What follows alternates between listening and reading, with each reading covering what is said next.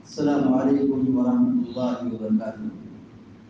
الحمد لله رب العالمين والعاقبة للمتقين والصلاة والسلام على أشرف الأنبياء والمرسلين نبينا محمد وعلى آله وصحبه أجمعين وبعد. فعن أبي أمامة رضي الله تعالى عنه عن النبي صلى الله عليه وسلم قال: من غدا إلى المسجد لا يريد إلا أن يتعلم خيرا أو يعلمه كان له كأجر حاج تاما حجته. صحیح الترغیب والترہیب کی حدیث نمبر 86 ابھی آپ کے سامنے پڑھی گئی. حدیث کے راوی سیدنا ابو امامہ رضی اللہ تعالیٰ عنہ ہیں. وہ بیان کرتے ہیں کہ اللہ کے رسول صلی اللہ علیہ وسلم نے فرمایا: من غدا الى المسجد لا يريد الا ان يتعلم خيرا او يعلمه.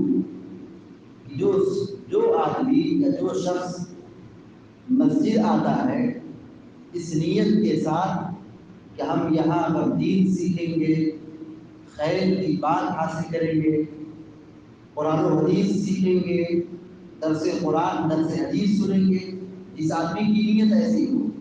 اور یعلمہ، یا امام کی نیت یہ ہو کہ وہ لوگوں کو سکھائے. یا تو آدمی سیکھنے کی نیت سے آئے یا آدمی سکھانے کی نیت سے مسجد میں آئے. پیارے نبی صلی اللہ علیہ وسلم کہتے ہیں: کان لہ کأجر حاج تاما حجته. اس آدمی کو مکمل ایک حج کا ثواب دیا جاتا ہے. جو آدمی مسجد آئے مقصد یہ کہ ہم دین سیکھیں، مقصد یہ کہ قرآن و حدیث سیکھیں، یا مقصد ہے کہ ہم سکھائیں.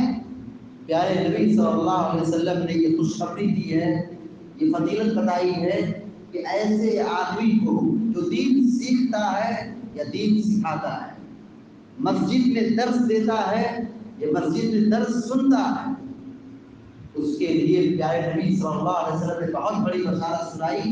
کہا: کان لہ کأجر حاج تاما حجته. اس آدمی کو مکمل ایک حج کا ثواب لکھا جاتا ہے. بتائیے اتنی بڑی فضیلت ہے کہ ایک آدمی مسجد آ رہا ہے دین سیکھنے کے لیے یا مسجد میں آ رہا ہے دین سکھانے کے لیے، اسے ایک مکمل حج کا ثواب لکھا جاتا ہے. ہمیں کتنی ضرورت ہے کہ ہم دین سیکھیں، کتنی زیادہ ضرورت ہے کہ ہم دین کو سیکھیں. آج افسوس کی بات ہے کہ سکھانے والے سکھا رہے ہیں، سیکھنے کے لیے تیار نہیں. پڑھانے والے پڑھا رہے ہیں، پڑھنے کے لیے تیار نہیں.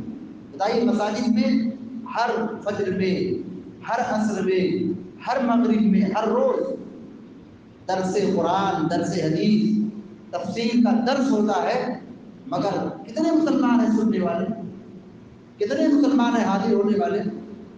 ہم مسلمانوں کی اکثریت بے نمازیوں کی ہے، مسجد سے دور ہے. کچھ لوگ مسجد میں آتے ہیں تو مسجد میں درس سنتے ہی چلے جاتے ہیں.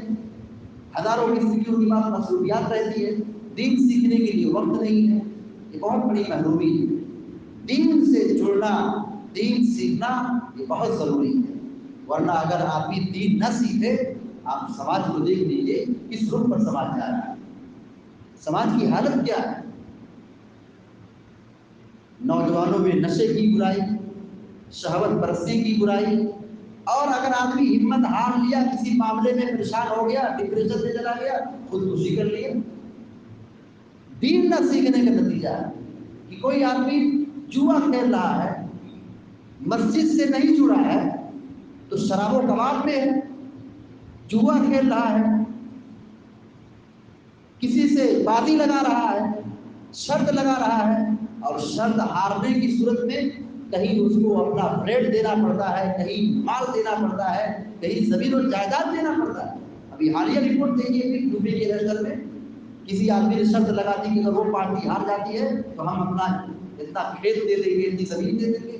مسلمان ہے تو دین نہ سیکھنے کا نتیجہ یہی ہوتا ہے کہ کہ آدمی کہیں اپنا مال برباد کرتا ہے، کہیں آدمی اپنا ایمان برباد کرتا ہے، کہیں آدمی اپنی دنیا برباد کرتا ہے، کہیں آدمی اپنی آخرت برباد کرتا ہے۔